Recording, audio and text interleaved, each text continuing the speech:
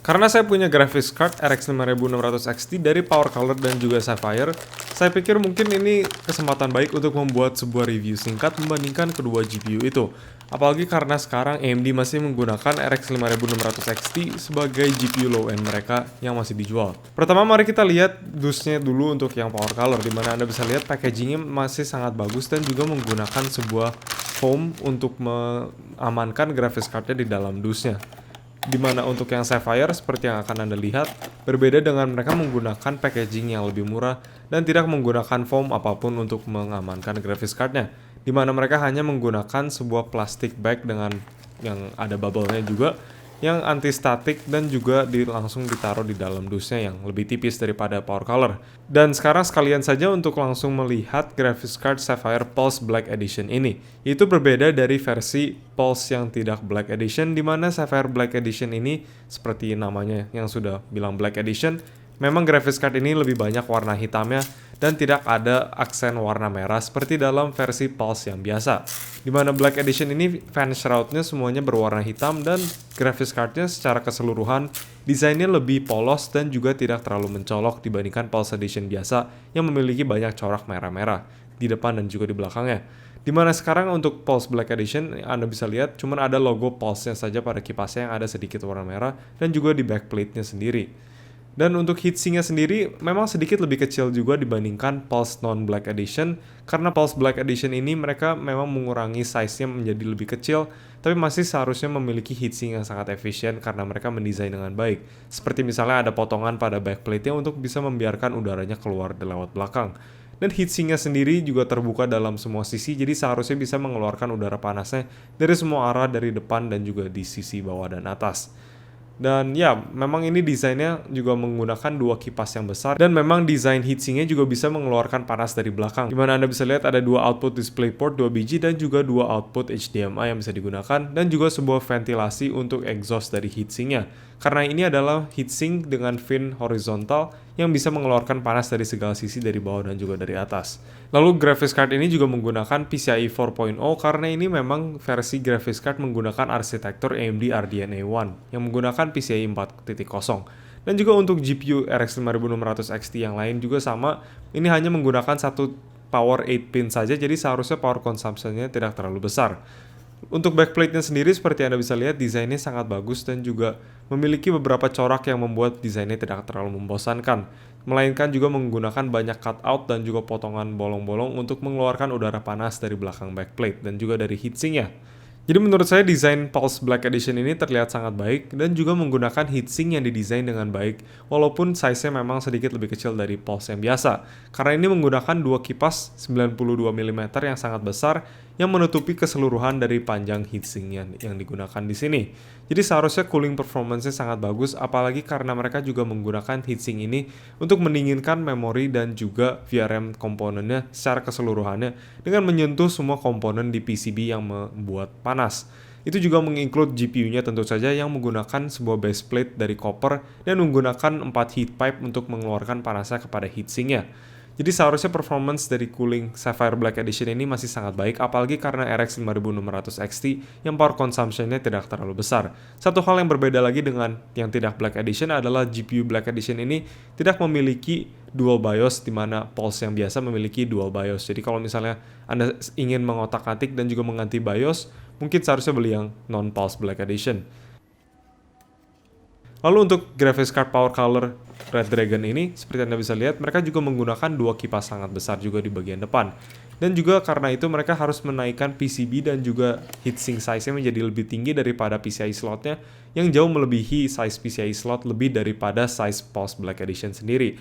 Lalu untuk desain backplate-nya juga Anda bisa lihat berbeda dengan Pulse Black Edition, di mana Power Color Red Dragon ini menggunakan desain backplate yang lebih simple dengan menggunakan logo Red Dragon yang tidak terlalu mencolok dan juga menggunakan finish brush aluminium.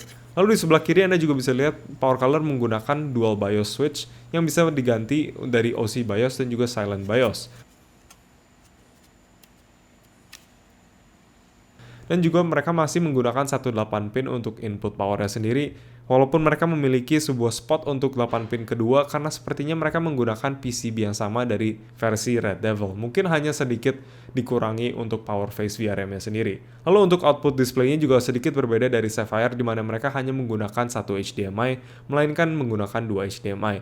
Lalu untuk ventilasinya juga berbeda di mana Power Color ini tidak berguna sama sekali karena mereka menggunakan heatsink yang di fin-nya berorientasi vertikal di mana kebanyakan udara panasnya akan keluar dari atas dan juga ke bawah ke arah motherboard.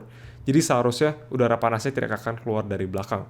Tapi seperti Anda bisa lihat, desain shroud heatsinknya sendiri bisa mengeluarkan udara panas dari heatsinknya secara efisien karena memang sangat terbuka desainnya.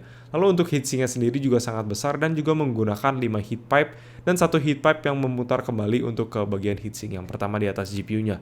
Jadi seharusnya desain heatsink ini juga sangat baik dan juga bisa mendinginkan semua komponen pada PCB-nya karena juga ini menyentuh semua VRM dan juga memori komponennya juga yang masih didinginkan dengan heatsink utamanya.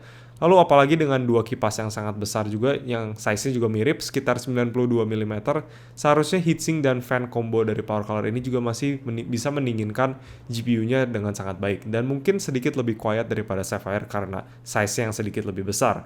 Dan juga untuk desain shroud-nya sendiri seperti Anda bisa lihat mereka menggunakan ring berwarna chrome yang mengkilap di sekitar kipasnya, walaupun shroudnya sendiri juga menggunakan bahan plastik yang sama seperti Sapphire. Jadi sebenarnya desainnya sangat simpel, tapi menurut saya kualitas plastiknya masih sangat baik dan juga tidak terasa seperti barang yang murahan.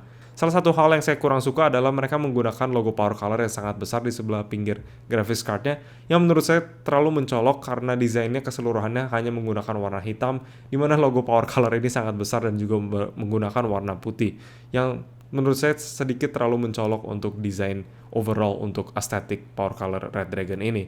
Tapi ya untuk desain graphics card-nya itu saja yang saya bisa omongkan dan sepertinya keduanya menggunakan heatsink yang mencukupi untuk sebuah RX 5600 XT. Sekarang mari kita lihat dibandingkan Power Color Red Dragon dan juga Sapphire Pulse Black Edition bersebelahan. Dimana Anda bisa lihat saya menggunakan Pulse Black Edition sedikit berbeda karena masih ada plastiknya karena saya hanya meminjam yang ini. Dan seperti Anda bisa lihat size-nya sedikit berbeda di mana Power Color menggunakan desain yang lebih besar. Jadi seharusnya mungkin agak kurang cocok untuk casing yang lebih kecil.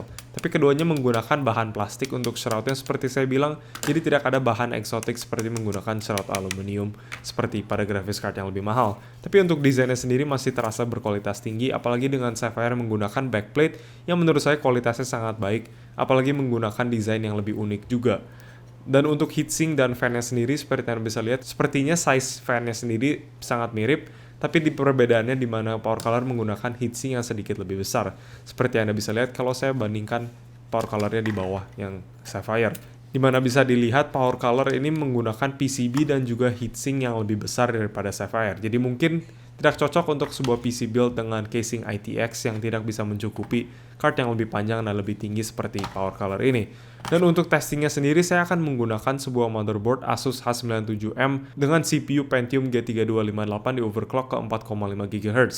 Ini tidak akan memperlihatkan kebanyakan dari performance dari GPU-nya sendiri karena menurut saya semua orang sudah tahu seperti apa performance-nya RX 5600 XT. Saya lebih membandingkan performance cooling sistemnya sendiri di mana saya melihat temperatur dan juga kebisingan suaranya sendiri dari kedua graphics card ini. Jadi bisa dibandingkan cooler mana yang lebih baik dari keduanya ini. Dan seperti yang Anda bisa lihat, saya juga menggunakan versi Sapphire Black Edition-nya yang masih ada plastiknya karena ini berbeda dari yang saya unboxing.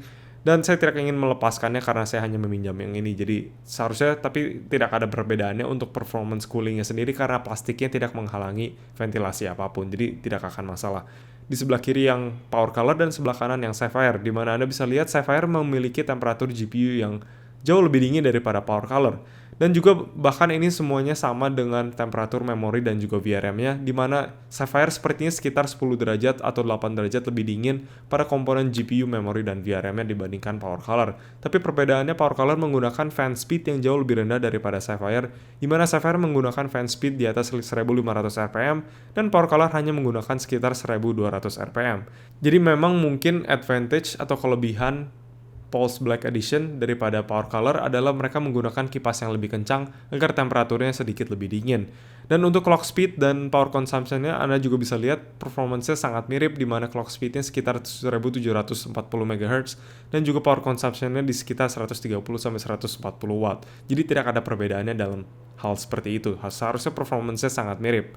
Karena AMD seperti saya bilang sudah sangat melockdown GPU RX 5600 XT, sampaikan kalau Anda mengoverclock GPU ini, yang perlu Anda lakukan hanya menaikkan clock speed-nya ke 1820 MHz dan juga memori ke 1860 MHz, yaitu kedua-duanya pada setting maksimal yang diperbolehkan oleh AMD.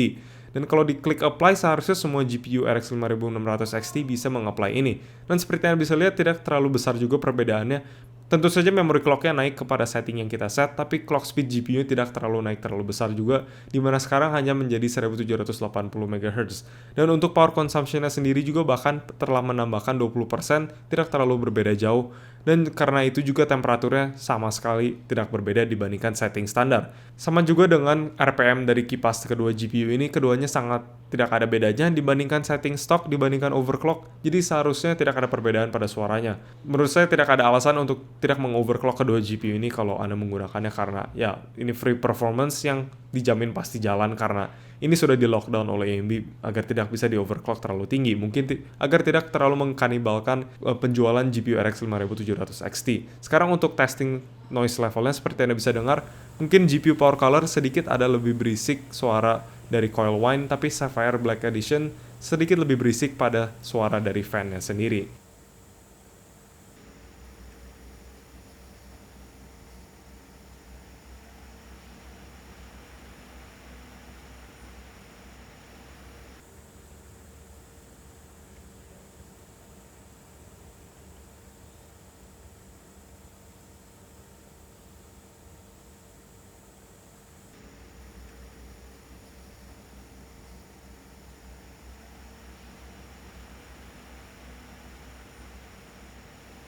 Tapi ya kedua GPU ini juga mensupport fitur idle fan off, di mana kalau GPU-nya tidak digunakan dengan hal yang berat, kipasnya pasti akan berhenti dan tidak akan membuat suara apapun. Dan hanya akan nyala kalau digunakan untuk bermain game atau aplikasi yang berat dan GPU-nya mulai panas. Jadi seharusnya GPU ini keduanya sangat sunyi saat digunakan untuk sehari-hari. Dan bahkan untuk gaming pun menurut saya kedua GPU-nya sangat quiet sekali dan tidak terlalu terdengar saat sudah dipasang kepada dalam casing misalnya, apalagi dimana mungkin yang Sapphire sedikit lebih bising pada suara fan-nya sendiri, karena ada lebih banyak suara udara yang bisa didengar karena RPM-nya yang sedikit lebih tinggi daripada versi Power Color. Tapi temperature difference-nya sendiri berbeda sekitar 10 derajat Celcius, jadi saya kurang ngerti kenapa bisa perbedaannya segitu besar, apalagi karena Power Color juga sepertinya menggunakan heatsink yang lebih besar. Karena RPM-nya sendiri tidak terlalu berbeda jauh. Jadi menurut saya sepertinya heatsink Sapphire ini sedikit lebih baik di desainnya. Mungkin ada perbedaan dari kualitas heat pipe-nya atau apapun yang tidak bisa dilihat langsung secara langsung. Tapi ya sepertinya GPU Sapphire Pulse Black Edition bisa jauh lebih dingin daripada versi Power Color Red Dragon. Jadi kalau Anda mencari performance dan juga cooling system yang lebih baik, mungkin pilih saja yang Sapphire Pulse Black Edition. Tapi kalau ingin mencari sunyian dan tidak berisik sama sekali, mungkin bisa dibeli versi Power Color Red Dragon. Tapi itu saja untuk video kali ini. Terima kasih sudah menonton, dan jika Anda menyukai video ini tolong pencet like dan mungkin komen di bawah juga pilihan Anda yang mana untuk GPU RX 5600 XT yang harganya lumayan terjangkau. Dan terakhir mungkin klik subscribe untuk melihat video-video saya lain seperti review seperti ini. Terima kasih.